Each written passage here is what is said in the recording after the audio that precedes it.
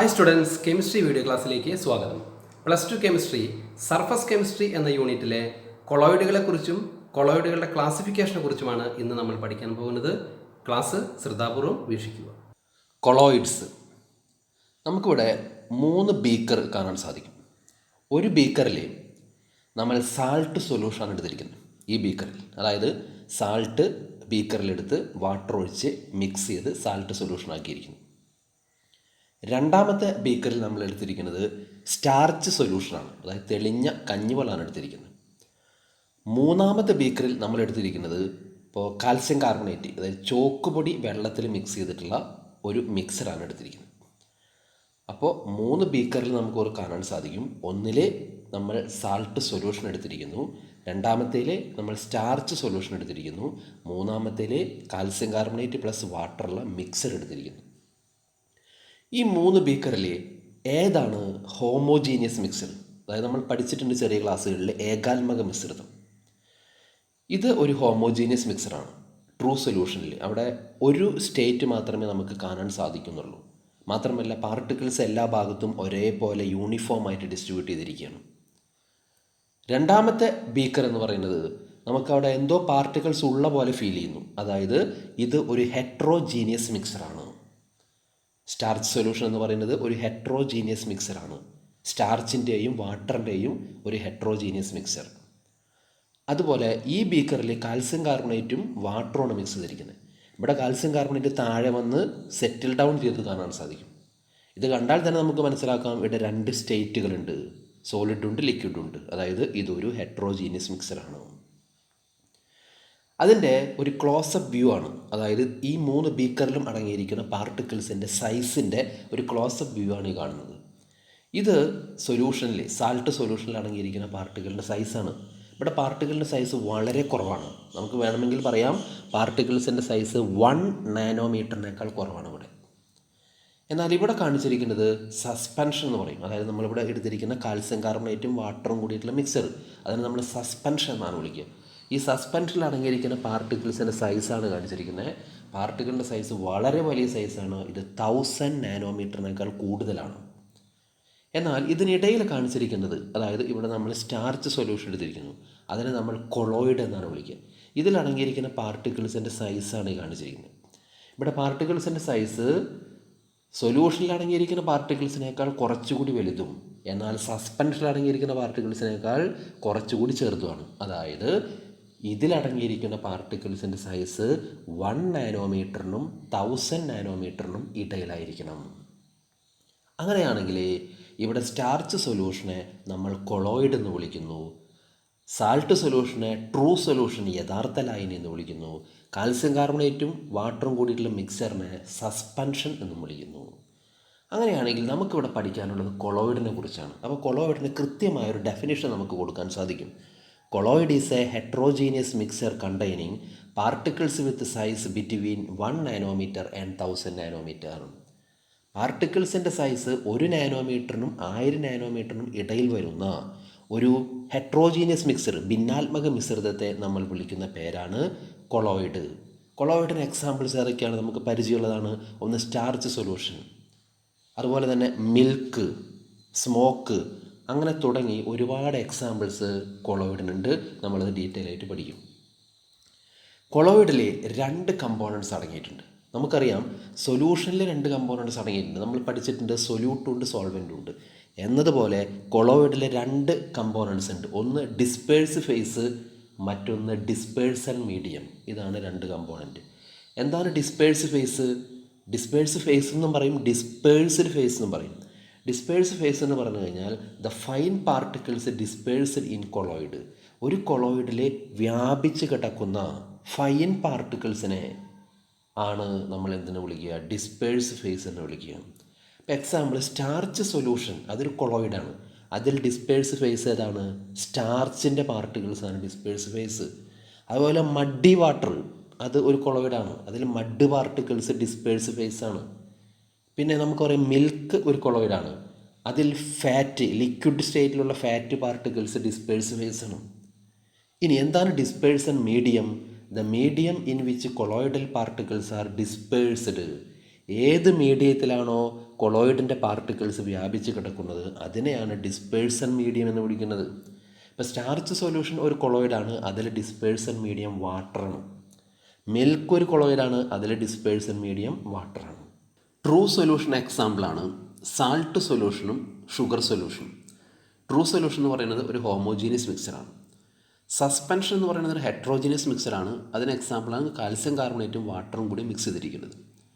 ഇനി ട്രൂ സൊല്യൂഷനും സസ്പെൻഷനും കൊളോയിഡും തമ്മിലുള്ള പ്രധാന വ്യത്യാസങ്ങൾ എന്തൊക്കെയാണെന്ന് നോക്കാം. പാർട്ടിക്കിൾസിൻ്റെ സൈസ് വെച്ച് നോക്കുമ്പോൾ സസ്പെൻഷനിൽ പാർട്ടിക്കിൾസിന് 1000 നാനോമീറ്ററിനേക്കാൾ സൈസ് കൂടുതലും ട്രൂ സൊല്യൂഷനിലെ പാർട്ടിക്കിൾസിന് സൈസ് 1 നാനോമീറ്ററിനേക്കാൾ കുറവും, എന്നാൽ കൊളോയിഡിൽ പാർട്ടിക്കിൾസിൻ്റെ സൈസ് 1 നാനോമീറ്ററിനും 1000 നാനോമീറ്ററിനും ഇടയിലുമാണ്.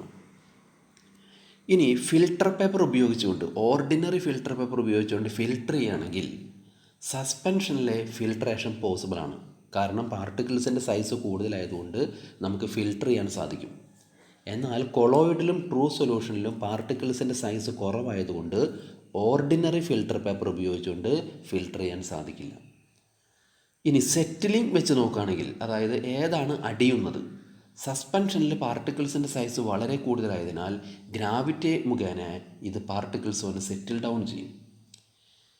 എന്നാൽ ട്രൂ സൊല്യൂഷനിലെ യാതൊരു കാരണവശാലും പാർട്ടിക്കിൾസ് സെറ്റിൽ ഡൗൺ ചെയ്യില്ല. കൊളോയിഡിനെ സംബന്ധിച്ചിടത്തോളം നോർമൽ കേസിൽ പാർട്ടിക്കിൾസ് സെറ്റിൽ ഡൗൺ ചെയ്യില്ല, എന്നാൽ സെൻട്രിഫ്യൂഗ് ചെയ്ത് കഴിഞ്ഞാൽ പാർട്ടിക്കിൾസ് വളരെ പെട്ടെന്ന് സെറ്റിൽ ഡൗൺ ചെയ്യും. അപ്പിയറൻസ് നോക്കുകയാണെങ്കിൽ സസ്പെൻഷൻ എന്ന് പറയുന്നത് അത് ഒപ്പാക്കായിരിക്കും, നമുക്ക് കൃത്യമായിട്ട് കാണാൻ സാധിക്കും അവിടെ പാർട്ടിക്കിൾസ് എന്തോ വ്യാപിച്ച് കിടക്കുന്നുണ്ട്. കൊളോയിഡിൽ ജനറലി ക്ലിയർ ആണ്, എന്നാൽ ട്രൂ സൊല്യൂഷൻ വളരെ ക്ലിയർ ആയിരിക്കും പാർട്ടിക്കിൾസിൻ്റെ സൈസ്. ഇനി കൊളോയിഡിനെ എങ്ങനെയാണ് ക്ലാസിഫൈ ചെയ്തിരിക്കുന്നത്? ഒരു കൊളോയിഡിൽ അടങ്ങിയിരിക്കുന്ന ഡിസ്പേഴ്സ്ഡ് ഫേസിൻ്റെയും ഡിസ്പേഴ്സൺ മീഡിയത്തിൻ്റെയും ഫിസിക്കൽ സ്റ്റേറ്റിനനുസരിച്ച്, അതായത് അതിൻ്റെ ഭൗതികാവസ്ഥ സോളിഡാണ്, ലിക്വിഡാണ്, ഗ്യാസ് ആണോ എന്നതിനെ ബേസ് ചെയ്തുകൊണ്ട് കൊളോയിഡുകളെ 8 തരത്തിൽ ക്ലാസിഫൈ ചെയ്തിട്ടുണ്ട്. ഇവിടെ കാണാൻ സാധിക്കും ടേബിളിൽ ഒന്നാമത്തെ കോളത്തിൽ കാണാൻ ഡിസ്പേഴ്സൺ മീഡിയം, രണ്ടാമത്തെ കോളം ഡിസ്പേഴ്സ്ഡ് ഫേസ്, മൂന്നാമത്തെ കൊളോയിഡിൻ്റെ പേര്, നാലാമത്തെ അതിന് എക്സാമ്പിൾസ്. അപ്പോൾ നമുക്ക് നോക്കാം. ഡിസ്പേഴ്സൺ മീഡിയം ഗ്യാസ് സ്റ്റേറ്റും ഡിസ്പേഴ്സ്ഡ് ഫേസ് ലിക്വിഡ് സ്റ്റേറ്റും. അതായത് ലിക്വിഡ് ആണ് ഇവിടെ കുറവ്. ലിക്വിഡ് സ്റ്റേറ്റിലുള്ള പാർട്ടിക്കിൾസ് ഗ്യാസ് സ്റ്റേറ്റിലുള്ള മറ്റൊരു വസ്തുവിൽ ഇങ്ങനെ ഡിസ്പേഴ്സ് ചെയ്ത് കിടക്കുകയാണ്. അത്തരത്തിലുള്ള കൊളോയിഡിനെ നമ്മൾ വിളിക്കുക എയറോസോൾ എന്നാണ് വിളിക്കുക. എയറോസോൾ, ഇവിടെ സ്മോൾ ലെറ്റർ എ ആണ് ഉപയോഗിക്കുക, എയറോസോൾ. എക്സാമ്പിൾ ഫോഗ്, ക്ലൗഡ്, അതൊക്കെ എക്സാമ്പിളാണ്. ഇപ്പോൾ നമുക്കറിയാം ഫോഗിലെ ലിക്വിഡ് സ്റ്റേറ്റിലുള്ള വാട്ടർ ഗ്യാസ് സ്റ്റേറ്റിൽ ഇങ്ങനെ വ്യാപിച്ച് കിടക്കുകയാണ്. അതാണ് ഫോഗിന് നമ്മൾ എയറോസോൾ എന്ന് വിളിക്കുന്നത്. അപ്പോൾ ലിക്വിഡ് സ്റ്റേറ്റിലാണ് ഡിസ്പേഴ്സ്ഡ് ഫേസ്, ഗ്യാസ് സ്റ്റേറ്റിലാണ് ഡിസ്പേഴ്സൺ മീഡിയം. രണ്ടാമത്തെ കാറ്റഗറി നമുക്ക് നോക്കാം. ഇപ്പോൾ സ്മോക്ക് നമുക്കറിയാം കാർബൺ പാർട്ടിക്കിൾസ് ആണ്. അവിടെ കാർബൺ പാർട്ടിക്കിൾസ് സോളിഡ് സ്റ്റേറ്റിലാണ്. അത് ഗ്യാസ് സ്റ്റേറ്റിലുള്ള എയറിൽ ഇങ്ങനെ ഡിസ്പേഴ്സ് ചെയ്ത് കിടക്കുകയാണ്. അപ്പോൾ ഡിസ്പേഴ്സ്ഡ് ഫേസ് സോളിഡാണ്, ഡിസ്പേഴ്സൺ മീഡിയം ഗ്യാസ് ആണ്. അത്തരത്തിലുള്ള കൊളോയിഡുകൾ നമ്മൾ വിളിക്കുക എയറോസോൾ എന്ന് തന്നെയാണ്. പക്ഷേ അവിടെ ക്യാപിറ്റൽ എ ആണ് നമ്മൾ ഉപയോഗിക്കുന്നത്, എയറോസോൾ. എക്സാമ്പിൾ സ്മോക്ക്, ഡസ്റ്റ്, അതെല്ലാം അതിന് എക്സാമ്പിൾസ് ആണ്. മൂന്നാമത്തെ category liquid and dispersion medium, gas and disperse phase. അതായത് അതിന് ഒരു എക്സാമ്പിളാണ് ഇപ്പോൾ നമുക്ക് പറയാൻ സാധിക്കും സോഡ വാട്ടർ, അതുപോലെ ലേദർ. ഇപ്പോൾ സോപ്പിൻ്റെ ലേദർ, ഈ സോപ്പിൻ്റെ ലേദർ നമുക്കറിയാം അതിൽ ധാരാളം ബബിൾസ് കാണാൻ സാധിക്കും. അതായത് അവിടെ എയർ ബബിൾസ് ലിക്വിഡ് സ്റ്റേറ്റിൽ ഡിസ്പേഴ്സ് ചെയ്ത് കിടക്കുകയാണ്. അപ്പോൾ ഗ്യാസ് സ്റ്റേറ്റിലുള്ള എയർ ലിക്വിഡ് സ്റ്റേറ്റിലുള്ള സോപ്പിൽ ഡിസ്പേഴ്സ് ചെയ്ത് കിടക്കും. അതിന് നമ്മൾ ഫോം എന്നാണ് വിളിക്കുക. അത്തരത്തിലുള്ള കൊളോയിഡുകൾക്ക് ഫോം എന്നാണ് വിളിക്കുക. Example soap, leather, soda water, whipped cream, അതൊക്കെ ആ കാറ്റഗറിയിൽ വരുന്നതാണ്. അടുത്ത കാറ്റഗറിയാണ് ഡിസ്പേഴ്സൺ മീഡിയം ലിക്വിഡ് സ്റ്റേറ്റ് ആണ്, ഡിസ്പേഴ്സ്ഡ് ഫേസും ലിക്വിഡാണ്, രണ്ടും ലിക്വിഡ് സ്റ്റേറ്റ് ആണ്. അത്തരത്തിലുള്ള കൊളോയിഡുകളെ നമ്മൾ വിളിക്കുക എമൾഷൻ എന്നാണ്. ഏറ്റവും നല്ല എക്സാമ്പിൾ മിൽക്കാണ്. നമുക്കറിയാം മിൽക്കിൽ ഡിസ്പേഴ്സ്ഡ് ഫേസ് ഫാറ്റ് പാർട്ടിക്കിൾസ് ആണ്. പക്ഷേ ഫാറ്റ് പാർട്ടിക്കിൾസ് ലിക്വിഡ് സ്റ്റേറ്റിലാണ് നിൽക്കുന്നത്. ഈ ലിക്വിഡ് സ്റ്റേറ്റിലുള്ള ഫാറ്റ് പാർട്ടിക്കിൾസ് ലിക്വിഡ് സ്റ്റേറ്റിലുള്ള വാട്ടറിൽ ഇങ്ങനെ വ്യാപിച്ച് കിടക്കുകയാണ്. അതാണ് മിൽക്ക്. അതാണ് അവർ ഡിസ്പേഴ്സ്ഡ് ഫേസും ഡിസ്പേഴ്സ്ഡ് മീഡിയവും ലിക്വിഡാണെന്ന് പറയുന്നത്.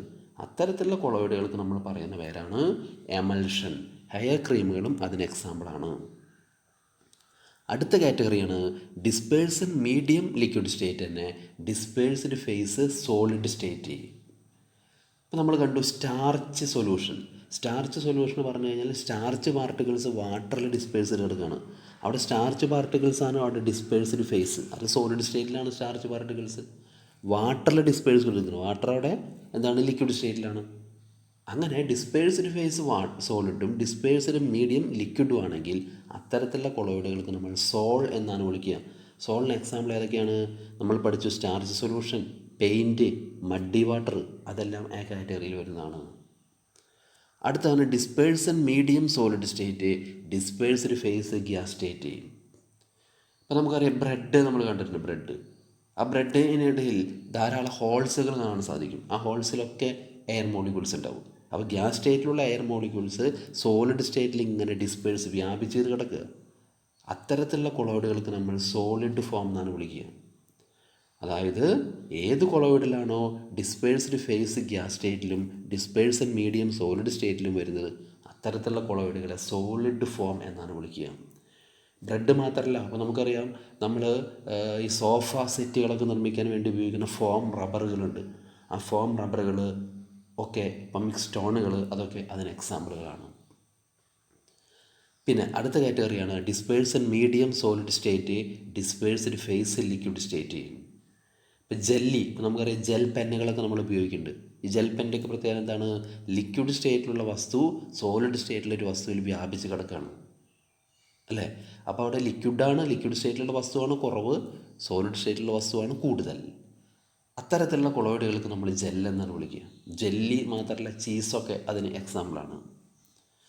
അടുത്ത കാറ്റഗറിയാണ് dispersed medium solid state, dispersed phase solid state. രണ്ടും സോളിഡ് സ്റ്റേറ്റ്. അതായത് സോളിഡ് സ്റ്റേറ്റിലുള്ള പാർട്ടിക്കിൾസ് സോളിഡ് സ്റ്റേറ്റിലുള്ള മറ്റൊരു വസ്തുവിൽ ഇങ്ങനെ വ്യാപിച്ച് കിടക്കുക. അത്തരത്തിലുള്ള കൊളോയിഡുകൾക്ക് നമ്മൾ സോളിഡ് സോൾ എന്നാണ് വിളിക്കുക. ഇപ്പോൾ നമുക്കറിയാം അലോയ്സ്, ഇപ്പോൾ ബ്രാസ്, ബ്രോൺസ് തുടങ്ങിയ അലോയ്സ്. ഇപ്പോൾ ബ്രാസ് എന്താണ്? കോപ്പറും സിങ്കും കൂടിയിട്ടുള്ള ഒരു മിക്സറാണ്. കോപ്പറും സിങ്കും കൂടിയിട്ടുള്ള, അവിടെ സിങ്കാണ് അവർ ഡിസ്പേഴ്സ്ഡ് ഫേസ് കുറവ് ആയിട്ട് ആക്ട് ചെയ്യുന്നത്, കോപ്പറാണ് ഡിസ്പേഴ്സ്ഡ് മീഡിയം. അവ രണ്ടും സോളിഡ് സ്റ്റേറ്റിലാണ്. അത്തരത്തിലുള്ള കൊളോയിഡുകൾക്ക് നമ്മൾ സോളിഡ് സോൾ എന്നാണ് വിളിക്കുക. അലോയ്സ് മാത്രമല്ല നിറമുള്ള ഗ്ലാസ്സുകൾ അതിന് എക്സാമ്പിളാണ്. Classification based on force of interaction between dispersed phase and dispersed medium. കൊളോയിഡിൽ അടങ്ങിയിരിക്കുന്ന ഡിസ്പേഴ്സ്ഡ് ഫേസും ഡിസ്പേഴ്സ്ഡ് മീഡിയവും തമ്മിലുള്ള ആകർഷണ ബലത്തെ ബേസ് ചെയ്തുകൊണ്ട് കൊളോയിഡുകളെ രണ്ട് തരത്തിൽ വർഗീകരിച്ചിരിക്കുന്നു. ഒന്ന് ലയോഫിലിക് കൊളോയിഡ്, മറ്റൊന്ന് ലയോഫോബിക് കൊളോയിഡ്. ലയോഫിലിക് കൊളോയിഡിന് എക്സാമ്പിളാണ് നമുക്കറിയാം സ്റ്റാർച്ച് സൊല്യൂഷൻ, ഗമ്മ്, പശ, ഇതെല്ലാം ആ കാറ്റഗറിയിൽ വരുന്നതാണ്. എന്നാൽ ലയോഫോബിക് കൊളോയിഡിന് എക്സാമ്പിളാണ് മെറ്റൽ ഹൈഡ്രോക്സൈഡുകളുടെ സോളുകൾ, കൊളോയിഡുകൾ, അതുപോലെ മിൽക്ക്, എല്ലാം ആ കാറ്റഗറിയിൽ വരുന്നതാണ്. ഇപ്പോൾ നമുക്ക് നോക്കാം ഇവ തമ്മിൽ എന്താണ് പ്രധാന വ്യത്യാസം.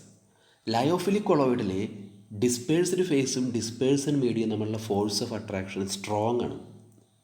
അതുകൊണ്ട് തന്നെ അത് സ്റ്റേബിളാണ്, സ്ഥിരത കൂടുതലാണ്. ഇപ്പോൾ സ്റ്റാർച്ച് സൊല്യൂഷനൊക്കെ കുറേ 1-2 ദിവസങ്ങളൊന്നും യാതൊരു സെറ്റിലിനോട് കൂടാതെ ഇരിക്കും. ഇനി ലയോഫോബിക് കൊളോയിഡുകളെ സംബന്ധിച്ചിടത്തോളം അത് അൺസ്റ്റേബിളാണ്. എന്താണ് കാരണം? അവർ ഡിസ്പേഴ്സ്ഡ് ഫേസും ഡിസ്പേഴ്സ്ഡ് മീഡിയവും തമ്മിലുള്ള ഫോഴ്സ് ഓഫ് അട്രാക്ഷൻ വീക്കാണ്. ഇനി റിവേഴ്സിബിലിറ്റി ഉപയോഗിച്ചുകൊണ്ട് എങ്ങനെ പറയാം? ഇപ്പോൾ ലയോഫിലിക് കൊളോയിഡുകൾ റിവേഴ്സിബിളാണ്. അതായത് ഇപ്പോൾ നമുക്കറിയാം സ്റ്റാർച്ച് സൊല്യൂഷൻ, അതിലെ സ്റ്റാർച്ച് പാർട്ടിക്കിൾസ് കുറേ സമയത്തിന് ശേഷം ചെറുതായി സെറ്റിൽ ഡൗൺ ചെയ്താലും നമ്മളത് ഷെയ്ക്ക് ചെയ്ത് കഴിഞ്ഞ് കഴിഞ്ഞാൽ വീണ്ടും അത് കൊളോയിഡ് ഫോമിലേക്ക് മാറും. എന്നാൽ ലയോഫോബിക് കൊളോയിഡ്, ഇപ്പോൾ മിൽക്കിൽ ഫാറ്റ് പാർട്ടിക്കിൾസ് സെറ്റിൽ ഡൗൺ ചെയ്ത് കഴിഞ്ഞാൽ അത് നമുക്ക് എന്ത് ചെയ്യാൻ സാധിക്കില്ല, വീണ്ടും മിൽക്കാക്കി മാറ്റാൻ സാധിക്കില്ല. അത് ഇറിവേഴ്സിബിളാണ്. അതുപോലെ പ്രിപ്പറേഷൻ അങ്ങനെ നോക്കാം. ലയോഫിലിക് കൊളോയിഡുകൾ നമുക്ക് വളരെ എളുപ്പത്തിൽ ഉണ്ടാക്കാൻ സാധിക്കും. അതായത് ഡിസ്പേഴ്സ്ഡ് ഫേസും ഡിസ്പേഴ്സ്ഡ് കൂടി സിമ്പിളായിട്ട് മിക്സ് ചെയ്ത് നന്നായി ഷെയ്ക്ക് ചെയ്ത് കഴിഞ്ഞാൽ നമുക്ക് ലയോഫിലിക് കൊളോയിഡ് പ്രിപ്പയർ ചെയ്യാൻ സാധിക്കും. എന്നാൽ ലയോഫോബിക് കൊളോയിഡ്സുകൾ വളരെ എളുപ്പത്തിൽ നമുക്ക് പ്രിപ്പയർ ചെയ്യാൻ സാധിക്കില്ല. മറ്റൊന്ന് പ്രസിപ്പിറ്റേഷനാണ്. ഒരു ഇലക്ട്രോലൈറ്റ് ആഡ് ചെയ്താൽ എങ്ങനെയാണ് പ്രസിപ്പിറ്റേറ്റ് ചെയ്യുക? അപ്പോൾ നമുക്കറിയാം സ്റ്റാർച്ച് സൊല്യൂഷനിലേക്ക് സോഡിയം ക്ലോറൈഡ്, ഉപ്പ് പോലെയുള്ള ഇലക്ട്രോലൈറ്റ് ആഡ് ചെയ്ത് കഴിഞ്ഞാൽ അവിടെ പ്രസിപ്പിറ്റേഷൻ ഒന്നും സംഭവിക്കില്ല. എന്നാൽ ഇപ്പോൾ ലയോഫോബിക് കൊളോയിഡിലേക്ക്, ഇപ്പോൾ ലയോഫോബിക് കൊളോയിഡിൻ്റെ എക്സാമ്പിൾ മിൽക്ക് പറഞ്ഞു. മിൽക്കിലേക്ക് നമ്മൾ ഒരു ഇലക്ട്രോലൈറ്റ്, അതായത് സാൾട്ട് കുറച്ച് ആഡ് ചെയ്ത് കഴിഞ്ഞാൽ അത് പെട്ടെന്ന് മിൽക്കിൽ അടങ്ങിയിരിക്കുന്ന ഫാറ്റ് പാർട്ടിക്കിൾസ് പ്രസിപ്പിറ്റേറ്റ് ചെയ്യും. അതാണ് ഇവിടെ എഴുതിയിരിക്കുന്നത്. In lyophilic colloid not easily precipitated by the addition of electrolyte. In lyophobic colloid easily precipitated by the addition of electrolyte. പിന്നെ വിസ്കോസിറ്റി പറയാം. അതായത് സ്റ്റാർച്ച് സൊല്യൂഷൻ നമുക്ക് തൊട്ട് നോക്കി അറിയാം, അത് ഹൈലി വിസ്കസ് ആയിട്ടുള്ള ഒരു മിക്സറാണ്. അതേസമയം മിൽക്കിൽ തൊട്ട് നോക്കിയാൽ നമുക്കറിയാം അത് അത്ര വിസ്കോസിറ്റി ഇല്ല. അതായത് സ്റ്റാർച്ചിനെ സംബന്ധിച്ചിടത്തോളം അതിൻ്റെ വിസ്കോസിറ്റി എന്ന് പറയുന്നത് അതിലടങ്ങിയിരിക്കുന്ന ഡിസ്പേഴ്സൺ മീഡിയം, അതായത് വാട്ടറാണ്, അതിനേക്കാൾ വിസ്കോസിറ്റി കൂടുതലായിരിക്കും. എന്നാൽ ലയോഫോബിക് കൊളോയിഡിൻ്റെ വിസ്കോസിറ്റി അതിലടങ്ങിയിരിക്കുന്ന ഡിസ്പേഴ്സൺ മീഡിയത്തിൻ്റെ വിസ്കോസിറ്റിക്ക് സെയിം ആയിരിക്കും. അതായത് വാട്ടറിൻ്റെ വിസ്കോസിറ്റി എന്താണോ അതിൻ്റെയായിരിക്കും മിൽക്കിൻ്റെയും viscosity. Classification of colloids based on type of particles of dispersed phase. ഒരു കൊളോയിഡിൽ അടങ്ങിയിരിക്കുന്ന ഡിസ്പേഴ്സ്ഡ് ഫേസിലെ പാർട്ടിക്കിൾസിൻ്റെ തരത്തിനനുസരിച്ച് കൊളോയിഡുകളെ 3 തരത്തിൽ വർഗീകരിച്ചിട്ടുണ്ട്. ഒന്നാമത്തെ മൾട്ടി മോളിക്കുലാർ കൊളോയിഡ്. മൾട്ടി മോളിക്കുലാർ കൊളോയിഡുകളുടെ പ്രത്യേകത എന്താണെന്ന് വെച്ചാൽ, ഈ കൊളോയിഡുകൾ നമ്മൾ പ്രിപ്പയർ ചെയ്യുമ്പോൾ അതിലെ പാർട്ടിക്കിൾസിൻ്റെ സൈസ് 1 നാനോമീറ്ററിനേക്കാൾ കുറവായതിനാൽ അനേകം പാർട്ടിക്കിൾസ് കമ്പൈൻ ചെയ്ത് 1 നാനോമീറ്ററിനേക്കാൾ സൈസ് കൂടുതലാവുകയും അങ്ങനെ കൊളോയിഡായി മാറുകയും ചെയ്യാണ് ഉണ്ടാവുക. ഗോൾഡ് സോള്, സൾഫർ സോള് ഇതെല്ലാം അതിന് എക്സാമ്പിളാണ്. ഇപ്പോൾ സൾഫർ സോള് പ്രിപ്പയർ ചെയ്യുമ്പോൾ നമ്മൾ സൾഫറിൻ്റെ പൗഡർ എടുത്ത് ബീക്കറിൽ വാട്ടർ എടുത്ത് അതിലേക്ക് ആഡ് ചെയ്യണം. അങ്ങനെ ആഡ് ചെയ്യുമ്പോൾ സൾഫറിൻ്റെ ആറ്റങ്ങൾക്ക് സൈസ്, അതിൻ്റെ ഡയാമീറ്റർ 1 നാനോമീറ്ററിനേക്കാൾ കുറവാണ്. ഈ 1 നാനോമീറ്ററിനേക്കാൾ കുറവ് സൈസുള്ള സൾഫറിൻ്റെ പാർട്ടിക്കിൾസ് അനേകെണ്ണം കൂടിച്ചേർന്ന് അങ്ങനെ അവയുടെ സൈസ് 1 നാനോമീറ്ററിനേക്കാൾ കൂടുകയും അത് കൊളോയിഡ് റേഞ്ചിലേക്ക് മാറുകയും ചെയ്യും. അത്തരത്തിലുള്ള കൊളോയിഡുകളെയാണ് മൾട്ടി മോളിക്കുലാർ കൊളോയിഡ് എന്ന് വിളിക്കുന്നത്. ഇവിടെ അതിൻ്റെ ചിത്രം കാണാൻ സാധിക്കും. അനേകം പാർട്ടിക്കിൾസ് 1 നാനോമീറ്ററിനേക്കാൾ കുറവ് സൈസുള്ളവർ കൂടിച്ചേർന്ന് സൈസ് 1 നാനോമീറ്ററിനേക്കാൾ കൂടി നിൽക്കുന്ന, അഗ്രിഗേറ്റ് ചെയ്ത് നിൽക്കുന്ന ഒരു അവസ്ഥ അവിടെ കാണാൻ സാധിക്കും. രണ്ടാമത്തെ തരം കൊളോയിഡാണ് macro molecular colloid. Macro molecular കൊളോയിഡിൻ്റെ പ്രത്യേകത, അതിലെ പാർട്ടിക്കിൾസിന് സ്വയം തന്നെ 1 നാനോമീറ്ററിനേക്കാൾ സൈസ് കൂടുതലുണ്ടായിരിക്കും.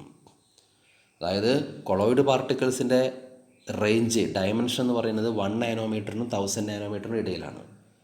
അപ്പോൾ മാക്രോ മോളിക്കുലാർ കൊളോയിഡുകളിൽ ആ പാർട്ടിക്കിൾസിന് ഓൾറെഡി 1 നാനോമീറ്ററിനും 1000 നാനോമീറ്ററിനും ഇടയിൽ സൈസ് ഉണ്ടായിരിക്കും. അത്തരത്തിലുള്ള പാർട്ടിക്കിൾസിനെ നമ്മൾ ഒരു സോൾവെൻറ്റിൽ ഡിസോൾവ് ചെയ്ത് ഉണ്ടാക്കുന്ന കൊളോയിഡുകളെയാണ് മാക്രോ മോളിക്കുലാർ കൊളോയിഡ് എന്ന് വിളിക്കുന്നത്. ഇപ്പോൾ സെല്ലുലോസ് അതിനൊരു എക്സാമ്പിളാണ്. ഇത് സെല്ലുലോസിൻ്റെ ഒരു മോളിക്യൂളാണ്. അപ്പോൾ ഇതിന് ഓൾറെഡി 1 നാനോമീറ്ററിനേക്കാൾ സൈസ് കൂടുതലുണ്ട്. അപ്പോൾ അതൊരു നിശ്ചിത സോൾവെൻറ്റിൽ ഡിസോൾവ് ചെയ്ത് നമുക്ക് സെല്ലുലോസിൻ്റെ മാക്രോ മോളിക്കുലാർ കൊളോയിഡ് പ്രിപ്പയർ ചെയ്യാൻ സാധിക്കും. മാക്രോ മോളിക്കുലാർ കൊളോയിഡിന് മറ്റ് എക്സാമ്പിൾസാണ് സ്റ്റാർച്ച്, സെല്ലുലോസ്, പ്രോട്ടീൻസ്, എൻസൈംസ്, ഇതെല്ലാം മറ്റ് എക്സാമ്പിൾസാണ്. മൂന്നാമത്തെ കാറ്റഗറിയാണ് അസോസിയേറ്റഡ് കൊളോയിഡ്. അസോസിയേറ്റഡ് കൊളോയിഡുകളെ സംബന്ധിച്ചിടത്തോളം സോപ്പ് സൊല്യൂഷൻ അതിന് നല്ല എക്സാമ്പിളാണ്. ഇപ്പോൾ സോപ്പ് പോലെയുള്ള ചില വസ്തുക്കൾ ലോ കോൺസെൻട്രേഷനിലെ നോർമൽ ഇലക്ട്രോലൈറ്റിനെ പോലെ ആക്ട് ചെയ്യും. അതായത് പൂർണ്ണമായും വെള്ളത്തിൽ ലയിക്കും, ഒരു ഇലക്ട്രോലൈറ്റിനെ പോലെയാണ് ആക്ട് ചെയ്യുക.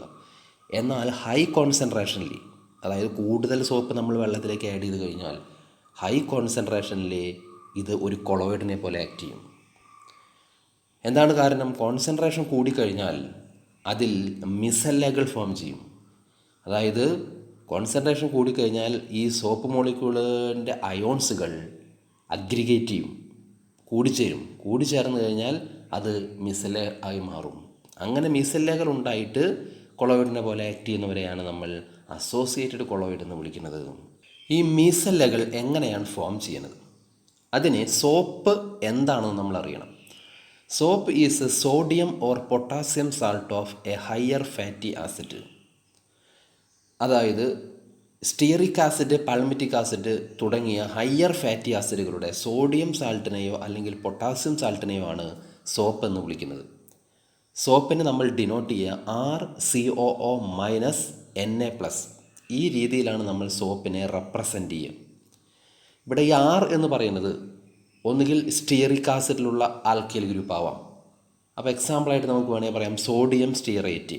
അപ്പോൾ ഇവിടെ ആറിന് പകരം നമ്മൾ CH3 CH2 16 ടൈംസ് എന്ന് കൊടുത്തിട്ടുണ്ട്. COO- Na+. അതൊരു എക്സാമ്പിളാണ്.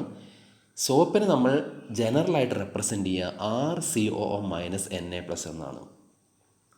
അതിൻ്റെ ഒരു ഇമേജാണ് ഈ കാണുന്നത്, ഒരു സോപ്പ് മോളിക്യൂളിൻ്റെ. ഇതിലെ ഒരു പോളാർ എൻഡുണ്ട്, ഒരു നോൺ പോളാർ എൻഡുണ്ട്. ഇവിടെ ഈ RCOO- എന്ന് പറയുന്ന -Na+ എന്ന് പറയുന്ന ഈ ഒരു ഭാഗത്തിനെയാണ് നമ്മൾ പോളാർ എൻഡ് അഥവാ ഹെഡ് അല്ലെങ്കിൽ ഹൈഡ്രോഫിലിക് എൻഡ് എന്നൊക്കെ വിളിക്കുന്നത്. ഇതാണ് ആ ഭാഗം, ഹൈഡ്രോഫിലിക് എൻഡ്. ഇതിൻ്റെ പ്രത്യേകത ഇത് വാട്ടറിൽ ഡിസോൾവ് ചെയ്യുന്ന, അതായത് വാട്ടർ ലവിങ് ആയിട്ടുള്ള എൻഡാണ്. അപ്പോൾ ഈ എൻഡിനെ 3 പേരിലാണ് അറിയപ്പെടുക. ഒന്നുകിൽ ഹെഡ് എന്ന് വിളിക്കുന്നു, അല്ലെങ്കിൽ പോളാർ എൻഡ് എന്ന് വിളിക്കുന്നു, അല്ലെങ്കിൽ ഹൈഡ്രോഫിലിക് എൻഡ് എന്ന് വിളിക്കുന്നു. അതുപോലെ സോപ്പ് മോളിക്യൂളിന് ഒരു നോൺ പോളാർ എൻഡ് ഉണ്ട്. ഈ ഭാഗമാണ്, ഈ R ഗ്രൂപ്പാണ് നോൺ പോളാറായിട്ട് എൻഡ് ആക്ട് ചെയ്യുക. അതായത് ഈ ഭാഗം, ഇതാണ് നോൺ പോളാർ എൻഡ്. ഇതിനെ നോൺ പോളാർ എൻഡ് എന്ന് വിളിക്കാം, അല്ലെങ്കിൽ ടെയിൽ എന്ന് വിളിക്കാം, അല്ലെങ്കിൽ ഹൈഡ്രോഫോബിക് എൻഡ് എന്ന് വിളിക്കാം. ഹൈഡ്രോഫോബിക് എൻഡ് എന്ന് പറഞ്ഞു കഴിഞ്ഞാൽ വാട്ടർ റിപ്പല്ലിംഗ് ആണ്. അതായത് വാട്ടറിൽ ഡിസോൾവ് ചെയ്യാൻ താല്പര്യമില്ലാത്ത, എന്നാൽ ഓയിൽ ഡിസോൾവ് ചെയ്യാൻ താല്പര്യമുള്ള, അങ്ങനെ ഉള്ള ഒരു ഹൈഡ്രോഫോബിക് എൻഡാണ് ഈ കാണുന്നത്. അപ്പോൾ ഒരു സോപ്പ് മോളിക്യൂൾ എടുത്തു കഴിഞ്ഞാൽ ആ സോപ്പ് മോളിക്യൂളിന് പോളാർ എൻഡായിട്ടുള്ള ഹെഡും നോൺ പോളാർ എൻഡായിട്ടുള്ള ടെയിലുമുണ്ട്. അപ്പോൾ നമ്മൾ കൂടുതൽ അളവിൽ സോപ്പ് വെള്ളത്തിലേക്ക് ആഡ് ചെയ്ത് കഴിഞ്ഞാൽ ഈ സോപ്പ് മോളിക്യൂൾസ് അഗ്രിഗേറ്റ് ചെയ്യും. അതായത് അവ ഒന്നിച്ച് ചേരും. അവ അഗ്രിഗേറ്റ് ചെയ്യുന്നത് ഈ രീതിയിലാണ് അഗ്രിഗേറ്റ് ചെയ്യുക. അതായത് അതിൻ്റെ പോളാർ എൻഡ് പോയിൻറ്റിങ് ഔട്ട്വേർഡ്സും നോൺ പോളാർ എൻഡ് പോയിൻറ്റിങ് ഇൻവേർഡ്സും. അതായത് ഈ കാണുന്നതാണ് പോളാർ എൻഡ്. ഈ പോളാർ എൻഡ് പുറം ഭാഗത്തേക്ക് തള്ളി നിൽക്കുന്നു. നോൺ പോളാർ എൻഡ്, അതായത് R ഗ്രൂപ്പ് ഉള്ളിലോട്ട് വലിഞ്ഞിരിക്കുന്നു. എന്നിട്ട് ഒരു സ്പെരിക്കൽ ഷേപ്പിലേക്ക് ഇത് മാറും. അതിനെയാണ് നമ്മൾ മീസെല്ലെ എന്ന് വിളിക്കുന്നത്. അപ്പോൾ when we add more amount of soap into water, soap molecules are dissociated and micelles are formed in such a way that COO- pointing outwards and R group pointing inwards to get a micelle. ഈ മീസെല്ലകൾ എല്ലാ കോൺസെൻട്രേഷനിലും എല്ലാ ടെമ്പറേച്ചറിലും form ചെയ്യില്ല. അതായത് ഏത് ടെമ്പറേച്ചറിന് മീതെ വന്നാൽ മാത്രമാണോ മീസെല്ലകൾ form ചെയ്യുന്നത്, ആ ടെമ്പറേച്ചറിനെ നമ്മൾ ക്രാഫ്റ്റ് ടെമ്പറേച്ചർ എന്നാണ് വിളിക്കുക. അതായത് വളരെ താഴ്ന്ന ടെമ്പറേച്ചറിലാണ് സോപ്പ് സൊല്യൂഷൻ ഇരിക്കുന്നതെങ്കിൽ മീസെല്ല് ഫോം ചെയ്യില്ല. അപ്പോൾ കൂടുതൽ ടെമ്പറേച്ചർ വേണ്ടി വരും. അപ്പോൾ the formation of micelles takes place only above a particular temperature or called Krafft temperature. അതുപോലെ വെരി ലോ കോൺസെൻട്രേഷനിൽ, സോപ്പ് സൊല്യൂഷൻ്റെ വെരി ലോ കോൺസെൻട്രേഷനിൽ മീസെല്ലെ ഫോം ചെയ്യില്ല. ഒരു നിശ്ചിത കോൺസെൻട്രേഷന് മീതെ മാത്രമേ മീസെല്ലകൾ ഫോം ചെയ്യുള്ളൂ. ആ കോൺസെൻട്രേഷനെ വിളിക്കുന്ന പേരാണ് ക്രിട്ടിക്കൽ മിസെല്ലെ കോൺസെൻട്രേഷൻ, CMC എന്ന് പറയും. അപ്പോൾ the formation of micelles takes place only above a particular concentration. That concentration is called critical micelle concentration.